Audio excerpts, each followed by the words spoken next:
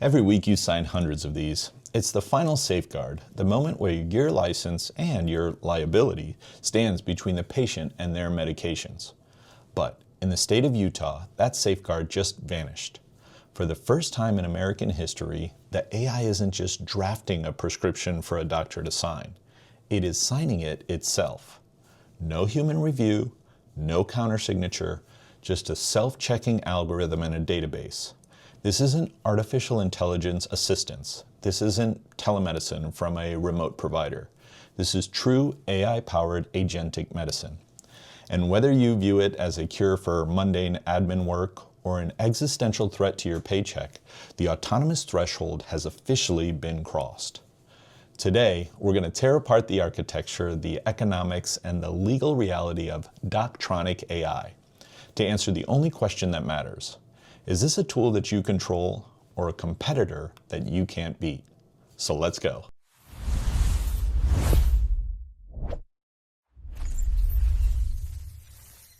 Hey everyone, I'm Dr. AJ Baller. I'm a full-time practicing physician and surgeon.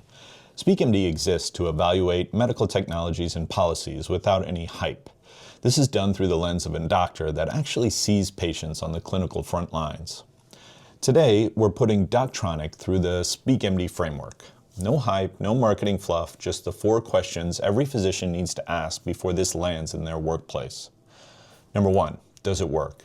This is an overview of the product to see if it's clinically feasible. Number 2, will I get paid?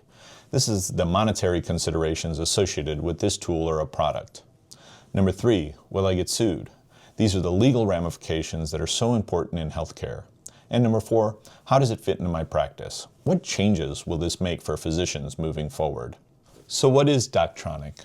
It is the first platform in U.S. history that is now legally authorized to perform the practice of medicine, specifically renewing previous prescriptions, but without a human provider in the loop whatsoever. The thing that Doctronic states makes their platform different is this multi-agent software system. When we think about artificial intelligence, our first thought usually goes to things like ChatGPT.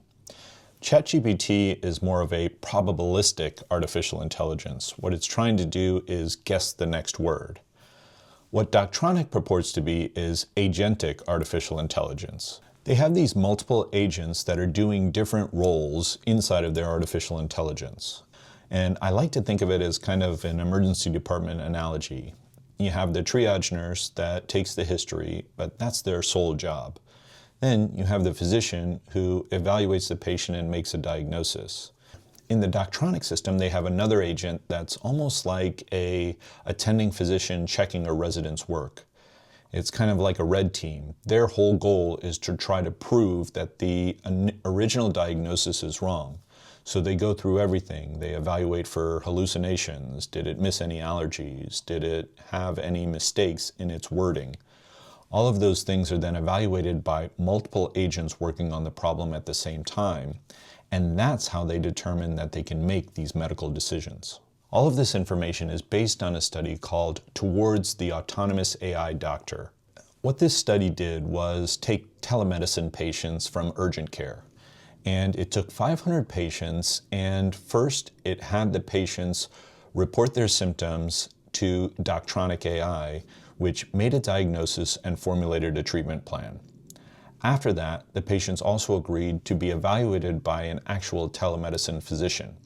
Then they compared the diagnoses. So in 99% of cases, the doctor and the AI actually agreed on the treatment plan, whether that be to write a prescription, to allow the patient to just have home care, or to go to the emergency room. In 81% of the cases, the artificial intelligence and the treatment provider agreed on the top diagnoses.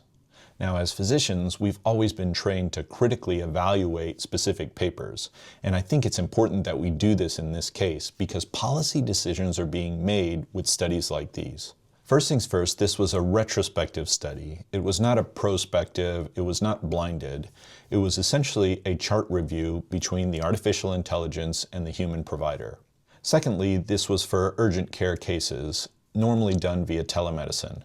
So the acuity of these cases are going to be quite low. Thirdly, when you dig into the information associated with this study, there's some red flags that come up. So those of you that watch the channel know that I love to use Notebook.lm to critically evaluate studies. It's a great tool that allows you to interrogate and question study findings, and it gives you the answer back in a really clear way. You can check out that video right here. But when I placed this study into Notebook.lm, I started asking some tough questions like, where was the funding from this study generated? And what we found is all of the main authors of this study are shareholders in Doctronic.ai. Now, that in and of itself is a little bit concerning, but let's continue to look through the study and see if we can find any other inconsistencies. The other thing that was pretty easy to spot in this study is there was a significant amount of anchoring bias. Because what happened in the study is the AI would evaluate the patient over telemedicine, and then it would generate a note. That note was then given to the doctor that was also going to review the patient before the doctor saw the patient. So the doctor is reading through the entire AI note, and that can provide a set of anchoring bias because the doctor is essentially reading this note about the patient and then could potentially confirm the findings associated with AI. I think they should have probably had the doctor and the AI look at the patient completely independently and not give those notes to the doctor beforehand. Question number 2, will I get paid? Of course, this is just talking about the monetary considerations associated with the tools provided. In this situation, what Doctronic is saying is, hey, there's a shortage of doctors in the United States, there's a shortage of providers, patients can't find care, so all we're doing is providing artificial intelligence to fill that gap. Doctronic can market to payers like insurance companies and say, hey, your patient doesn't necessarily need to go see a physician and pay for that 99213 or 99212 when they can come through the Doctronic app and get their prescriptions refilled. That is a 20% savings is what they're purporting to payers. There's another aspect of Doctronic where they actually do an actual patient visit all through artificial intelligence as opposed to just refilling prescriptions. The actual patient visit then goes to an actual provider and they charge only $39 for that visit. So again, they're trying to generate cost savings for any payers going forward. Another thing that we have to talk about though is, yes, they are only doing this for prescription renewals. But as physicians and providers, we know that there are certain patients that come in are very quick and easy patients, and there are certain patients on the other end that are very difficult and have a lot of complex chronic problems. Well, those things kind of balance out throughout the day. And yes, this might be a quick medication refill, but that's a low acuity case that offsets the more chronic difficult cases that you're going to see throughout the day as well. So what Doctronic is kind of doing is taking away those low acuity cases and putting all the chronic difficult cases on your schedule. Now, you can argue that that's more of an efficient way of doing things, but if you're in primary care or urgent care, some of those easier cases are very important to your bottom line. Essentially, you need those easy cases to offset the large complex cases that take you so much more time. If you're enjoying this video, please feel free to like and subscribe. I really enjoy making these videos because it lets me explore the new frontiers of what's going on in medicine, as well as provide it for other doctors that are working hard seeing patients every day. Question number 3, will I get sued? Of course, we're talking about the legal ramifications associated with this particular product. So importantly, like we talked about in the introduction, this is already rolled out. Utah has what they call a sandbox, basically a way for different companies to roll out specific products in a pilot program. And this pilot is currently running in Utah.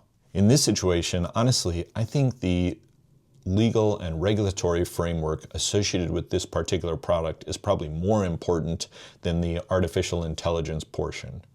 The reason I say that is because, again, this is the first time in United States history that an artificial intelligence is being allowed to legally prescribe medications for patients. Of course, as physicians, our first question is, okay, if the artificial intelligence makes a mistake, who gets sued for that? Well, what Doctronic has done is generated a fund to act as AI malpractice liability insurance.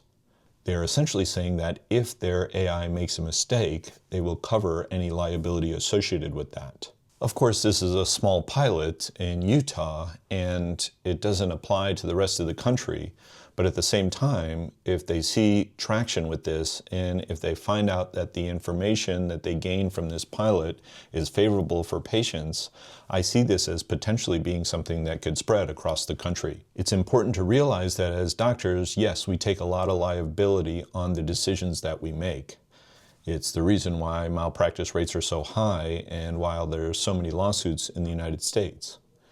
What this artificial intelligence company is saying is, well, we'll take some of that liability, and in truth, at first it sounds like a good thing for physicians to offload some of that liability to a tech company, but in truth, that loses a lot of autonomy for physicians and is probably a very slippery slope towards losing the influence that physicians have over patient care. Doctronic is only authorized to prescribe 192 different drugs. Interestingly, that information is proprietary. They won't tell you which drugs they are, and as part of their legal framework with Utah, that information is not public. Now, I would guess out of those 192 medications, even though we don't know what they are, they're probably not going to allow for benzos or narcotics or things like that. And is there ways for patients to game the system? All of those things are things that are concerning, and I'm sure that this company has thought about. But at the same time, we know patients are pretty resourceful, and we know that there are outlier cases in medicine. So I'm curious to see how Doctronic is going to perform in that light. Question number 4, how does it fit into my practice? Well, there's kind of two ways at looking at this. You can say to yourself, well, you know what? I don't really need to review every single prescription renewal that I get in. If I wrote a prescription for anti-inflammatories for one of my patients and they felt as though it helped them, do I really need to sit there and review every single prescription renewal that comes in? Some of you, I'm sure, in your offices have nurses in the back room that do some of these reviews for you as well, but ultimately the liability rests with you. What Doctronic is saying is we'll essentially do this mundane work of you refilling prescriptions, and we'll do it ourselves. Again, to some physicians that might sound great. To other physicians who maybe see patients in an urgent care setting or in a primary care physician setting where, again, these low acuity cases do help their bottom line, that may be a bit of a concern. There's another component of this that has to do with patient wants and psychology. Maybe a patient doesn't want to come in and see a provider for something embarrassing like an STD or erectile dysfunction or weight loss medication or birth control in certain situations.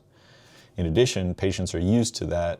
We are all used to that Amazon lifestyle where we get everything exactly when we want it. And maybe a patient doesn't want to wait for an office visit when they could get this done quickly through Doctronic.ai. I think all of those things come into play when we're talking about the success or potential pitfalls associated with a product like this.